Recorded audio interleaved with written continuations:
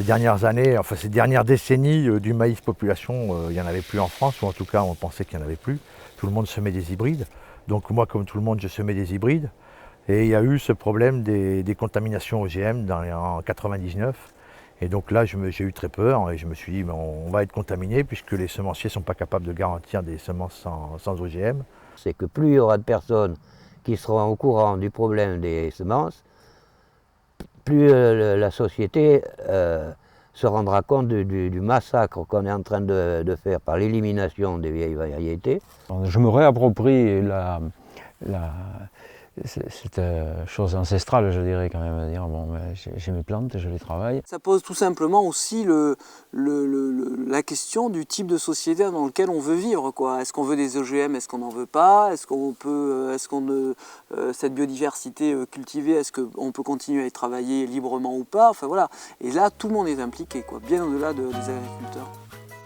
Depuis des décennies, les réglementations dépossèdent progressivement les paysans de leur droit ancestral à produire, donner, échanger ou commercialiser leurs semences. La FAO estime qu'en moins d'un siècle, près de 75% de la diversité génétique des plantes cultivées a été perdue.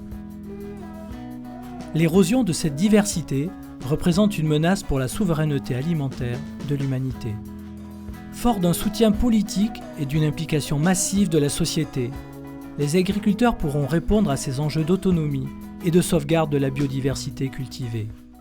S'il n'y avait pas eu des centaines de générations d'agriculteurs qui auraient fait ce travail-là, les gars qui travaillent dans les semences sélectionnées dans un sens très particulier, c'est-à-dire l'intensif chimique, etc., ils n'auraient même pas eu de matière première.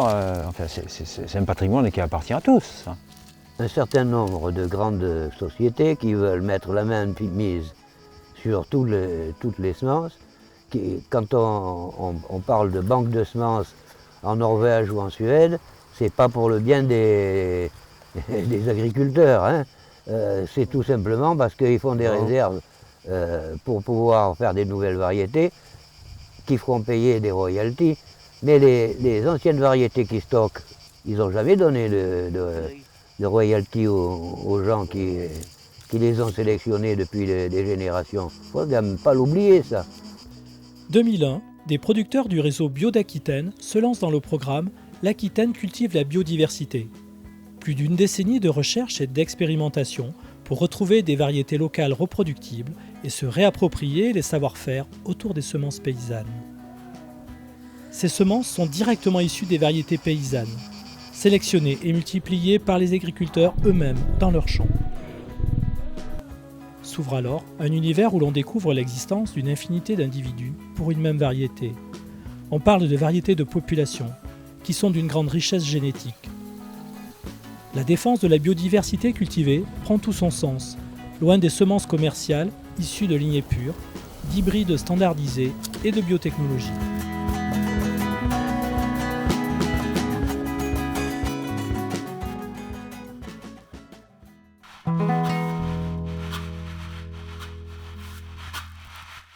Aujourd'hui, dans la plupart des espèces, le problème dont on s'est qui est rapidement apparu, c'est le savoir-faire qui a disparu au cours en fait, de cette révolution verte qui a complètement inhibé le savoir-faire des paysans sur la semence paysanne. Et aujourd'hui, on se rend compte que les gens aimeraient faire, mais ne savent plus faire. Et en fait, on est en train de reconstituer un peu le pulse des connaissances petit à petit, avec encore des trous par-ci, par-là qui restent. L'information, elle est passée par là, par le biais de paysans qui, eux, avaient mené dans un premier temps ces travaux individuellement sur leur ferme, sans que ça se sache, simplement sur une intuition, sur une passion. Et la mise en commun de toutes ces informations, notamment c'est quelque chose qui a été flagrant à Hausseville, quoi, de voir, il y avait ceux qui avaient travaillé sur des blés, sur des maïs, sur des fourragères, sur des potagères, et il y a eu des échanges d'expériences très riches, parce que finalement chacun travaillait dans son coin et n'avait pas finalement de vue sur ce qui se passait ailleurs. Et la mise en commun de ça, je pense que ça a été bénéfique à la fois sur le plan technique, sur le plan humain. À la suite de ces rencontres à Haussville est né le réseau national des semences paysannes. Il regroupe aujourd'hui plus d'une soixantaine d'organisations impliquées dans la préservation, le développement et la défense de la biodiversité cultivée et des savoir-faire associés.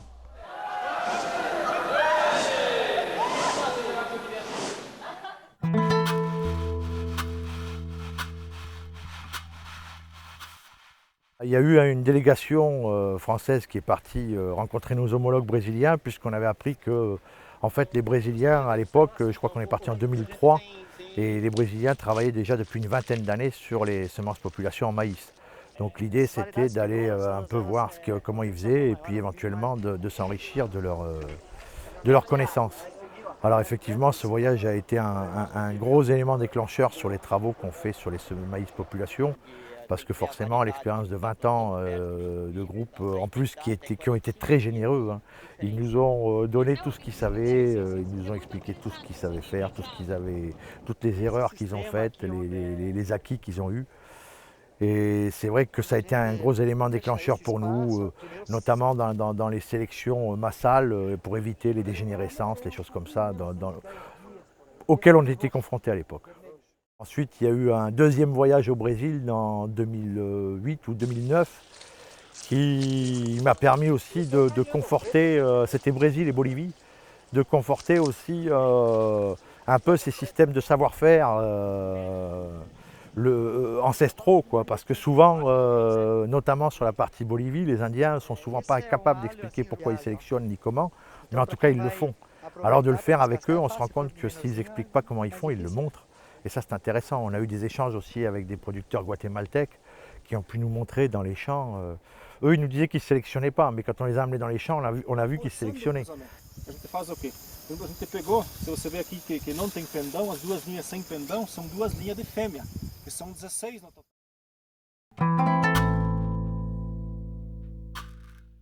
De retour en France, on a commencé déjà à essayer de digérer cette somme d'informations, parce qu'en 3 semaines, on a rencontré énormément de groupes au Brésil qui travaillaient sur la semence paysanne, maïs et autres espèces, hein.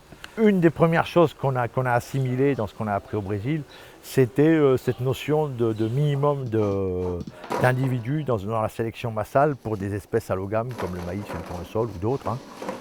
Donc en maïs, les Brésiliens ont déterminé que 250 individus, c'était un seuil minimum, qu'un seuil optimum serait 600. Et donc on s'est mis à travailler sur effectivement des travaux de minimum 600 individus, ce qui nous a permis non seulement d'éviter les dégénérescences, mais d'effectuer des régénérescences dans des populations qui présentaient des déficiences. Le programme il a commencé quand je suis revenu du Guatemala, donc en 2000. Donc j'ai ramené ces semences et donc ces semences tout de suite j'ai voulu les mettre en culture. Je me suis rapidement rendu compte que c'était une tâche importante. J'avais ramené 11 variétés, faire les suivis, bien que j'avais un peu de métier dans l'expérimentation. Je me suis rendu compte que ça allait être un gros travail et qu'à conseiller avec celui de l'exploitation ça allait être difficile. Bon, par chance en fait à Agrobio Périgord il y a des gens qui se sont intéressés à mes travaux. Et en fait, assez vite, il y a eu un animateur qui a été mis à temps partiel pour participer avec moi sur ce travail-là. À l'époque, on pensait travailler uniquement sur ces variétés qui arrivaient du Guatemala. En fait, le bouche à oreille a fait que les gens se sont dit il n'y a plus grand monde en agriculture biologique encore moins. Donc par le bouche à oreille, les gens ils ont appris qu'il y avait un FADA qui était parti chercher des semences au Guatemala. Et en fait, les uns et les autres ont dit mais nous on connaît un pépé là-bas, on connaît quelqu'un là-bas qui a des semences qu'il avait gardées de ses aïeux. Et petit à petit, le programme s'est étoffé de variétés plus locales. On a commencé à mettre des micro-parcelles pour observer les maïs et voir comment ils se comportaient et puis comment nous on pouvait travailler dessus. Donc la parcelle a démarré avec 11 variétés à l'époque.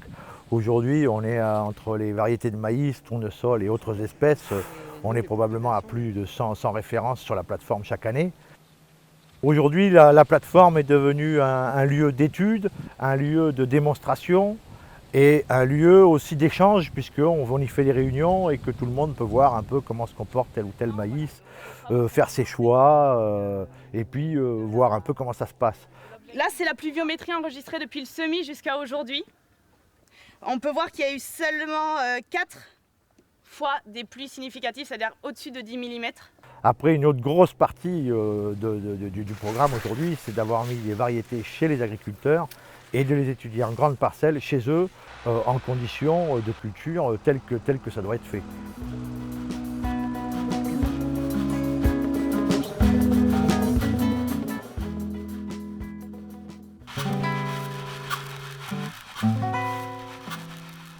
En Aquitaine, en tout cas, il y a AgroBio-Périgord qui avait commencé en 2000. Et puis, petit à petit, ce programme a vite fait des petits, puisque rapidement, on a eu pas mal de producteurs au Pays Basque qui se sont intéressés. Fatalement, c'est un lieu aussi où il y a beaucoup de maïs. Et puis, en fait, le programme s'est étendu à d'autres espèces. Je pense au Lot-et-Garonne qui travaille beaucoup avec le CETAB sur les blés. Le CETAB, en fait, c'est une association qui s'occupe de la diversité céréalière surtout, avec une collection de un peu plus de 250 variétés de céréales. Par rapport au programme L'Aquitaine cultive la biodiversité, moi je trouve ça super intéressant justement qui est ce côté échange entre les différentes structures d'Aquitaine. Donc voilà, on se retrouve quand même assez régulièrement et, pour échanger un peu sur la technique, etc., pour faire des manifestations ensemble, donner un peu un sens commun à tout ce qu'on a créé dans chaque structure. C'est un programme qui est rentré dans les Landes il y a 2 ans simplement, mais même au niveau aquitain, même si on trouve du maïs un petit peu partout dans l'Aquitaine, c'est vrai que dans les Landes, il y a quand même, je veux dire, voilà, cet effet monoculture, il est quand même très fortement marqué.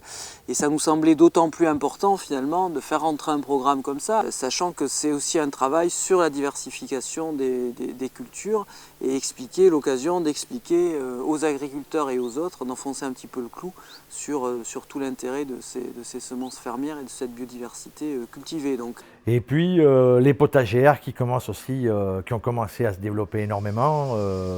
En Dordogne, il y a différents groupes. Il y a ce qu'on appelle le groupe des professionnels qui sont plutôt des maraîchers qui vivent de leur production. Mais c'est lié à ça le groupe des jardiniers qui sont très intéressants aussi dans cette interactivité collective parce que les jardiniers n'ont pas forcément les mêmes impératifs que nous et que ceux qui sont professionnels. Et donc eux, ils peuvent garder des variétés qui n'ont pas forcément tout de suite des résultats économiques. Des groupes de maraîchers travaillent aussi en Lot-et-Garonne à la sélection de variétés paysannes de carottes, salades, oignons et melons. Et en Gironde, sur la variété locale de courge, la galeuse d'Aisine. En Pays Basque, après avoir démarré avec le maïs population, des actions sur les semences paysannes de fourragères se mettent en place.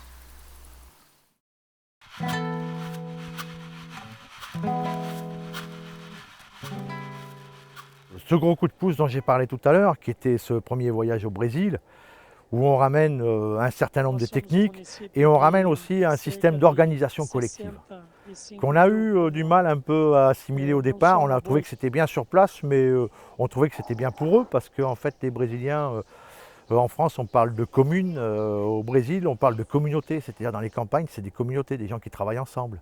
Donc nous on se voyait plus mal travailler de façon communautaire comme ça.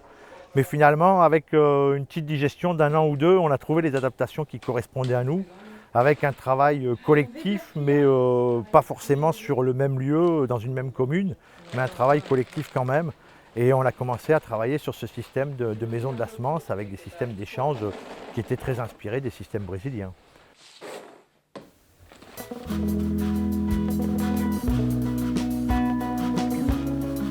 Alors, la maison de la semence, ça fonctionne sur 2 volets. Un volet grande culture qui est réservé aux professionnels, ce qui font tournesol, soja, blé noir, et un volet maraîcher qui englobe à la fois les amateurs et les professionnels. On a un stock dans un local qui est plus un stock de sécurité pour ne pas perdre trop de biodiversité, pour ne pas perdre certaines variétés. Mais effectivement, on a nous énormément développé le stock dans les champs des agriculteurs. Donc on sait que tel agriculteur a telle variété, tel autre a telle autre variété. Donc là c'est un stock qui est vivant. Et on a repris un peu le système qui a été mis en place par les Brésiliens, qui est en fait chaque agriculteur qui récupère des semences par l'intermédiaire du groupe qu'ils appellent la maison de la semence là-bas souvent. Quand il a lui-même des stocks de semences, il en met à disposition du groupe. J'ai eu un petit sachet comme ça là. Et puis ouais, ça fait quelques 40 heures je crois qu'on a réussi à faire avec. Et puis c'est parti quoi. En tout cas l'intérêt c'est qu'il y ait ce système d'échange et surtout de préservation des uns pour les autres. Pour moi le CETAB en fait il est amené à devenir de plus en plus collectif, en tout cas je l'espère. Et je pense qu'on va essayer de motiver de plus en plus de paysans, voire de particuliers, à prendre 10, 15, 20 variétés en petites parcelles et de permettre de conserver vraiment collectivement cette diversité, quoi.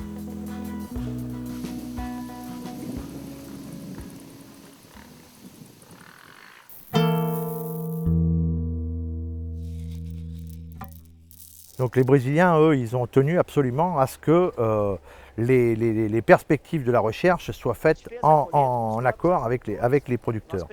Et donc la sélection participative au Brésil, elle est basée sur un triptyque qui est agriculteur, technicien, chercheur. Cette fois-ci, les paysans travaillent aussi avec les chercheurs, avec les techniciens. Et là, je pense que voilà, là, on est sur quelque chose de vraiment qui fait avancer tout le monde, parce que c'est la mise en commun des savoirs et des expériences de chacun. Et c'est un système qu'on a petit à petit mis en place ici. Alors avec des difficultés au début, parce qu'on n'avait pas beaucoup de chercheurs qui voulaient s'investir sur notre programme. Donc le programme a beaucoup démarré avec des producteurs et des techniciens animateurs. Aujourd'hui, un certain nombre de chercheurs s'intéressent à nos travaux. Je pense à des chercheurs de l'INRA, mais aussi des chercheurs un peu plus privés. Et donc le triptyque est né maintenant. On travaille en collaboration aussi bien avec des chercheurs, des techniciens que des agriculteurs. Au départ, on a une problématique qui est une problématique technique. Quand vous commencez à organiser le collectif ne tiendra qu'autour des valeurs. C'est-à-dire que certes, on peut organiser des choses autour du technique ou d'une rationalité économique en disant voilà, il nous faut de l'herbe qui tient et il nous faut... Mais quand vous vous engagez dans ce truc-là, il faut aussi, en quelque sorte, produire du sens. Un sens à cette action collective. Donc ça commence à ressembler à un projet politique au sens noble du terme. Tout de suite, il y a quelque chose qui change dans le regard des gens, quoi. C'est que quelque chose qui pouvait passer pour bon, allez, un hobby de paysans comme ça, passionnés, à partir du moment où il y a quelques mots comme ça, voilà, INRA, scientifique, ça crédibilise tout de suite la démarche.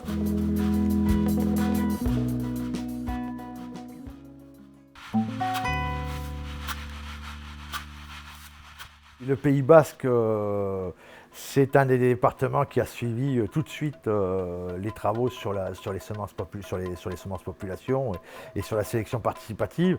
Et alors, ce qui a été très intéressant au Pays Basque, c'est que le Pays Basque, c'est des gens qui savent faire la fête. On connaît les journées de fête des Basques et qui ont instauré la fête de la biodiversité en Aquitaine. Et donc cette fête de la biodiversité a eu lieu 2 fois au Pays Basque avec de nombreux échanges, des cueillettes collectives. Un gros intérêt aussi de cet échange qui a pu se faire entre paysans et personnes non agricultrices qui s'intéressaient à la biodiversité et aux travaux des paysans et notamment à l'intérêt collectif de ce travail qu'on peut avoir envers la société justement pour préserver toutes ces variétés pour les générations futures. Donc cette année en fait la fête de la biodiversité donc, elle a été prise en charge surtout par le CETAB et le CIVAM Agrobio 47.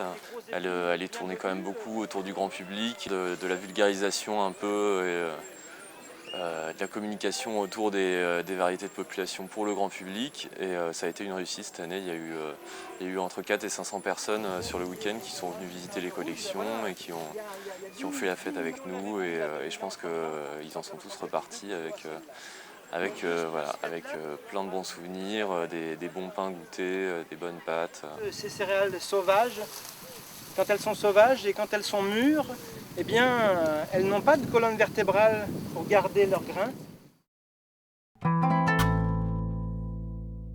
on est au début du programme, mais pour les raisons dont j'ai parlé, à la fois d'autonomisation et à la fois d'adaptation à nos terroirs, à des conditions climatiques qui deviennent de plus en plus difficiles, je pense que c'est un programme qui a de l'avenir et qui a place à se développer. Ouais. On a un travail plus précis selon les espèces à mener, de sélection et tout ça.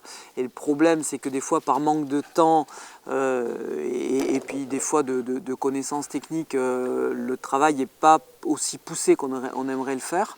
D'où l'intérêt aussi du fonctionnement en réseau et d'aller pouvoir chercher les informations quand on ne les a pas localement, hein, d'aller chercher un petit peu plus loin. Après, je pense que les partenariats scientifiques vont continuer, on va continuer la sélection, et voilà, il y a plein de choses en vue. Je pense beaucoup à mes enfants, en tout cas nos enfants. Et donc je pense qu'on ne peut pas leur léguer des choses qui ne sont pas reproductibles. Donc il faut qu'ils puissent avoir une certaine autonomie. Hein. Pour moi, ça a un caractère assez politique, mais politique au sens noble du terme, de pouvoir préserver cette biodiversité, parce qu'on est là pour transmettre aux générations futures. Si je regarde l'évolution de la ferme sur 10 ans, je dirais on était déjà passé de 100% de semences achetées à 100% de semences fermières ou de population. Le combat va être sûrement serré, mais vital. Et me retrouver avec des gens qui comprenaient la problématique et qui la partageaient avec moi, ça a été très émouvant. On est dans le vrai. Donc du fait qu'on est dans le vrai, quand même, on a une force. On n'a pas besoin de remuer beaucoup en proportion. L'enjeu des semences, pour moi, ça va être un enjeu primordial en des temps où on parle d'une population croissante, des difficultés à nourrir la population, etc. Et certainement que ça va être un des enjeux, et notamment de se réapproprier ces prérogatives-là, notamment dans les pays du Sud aussi.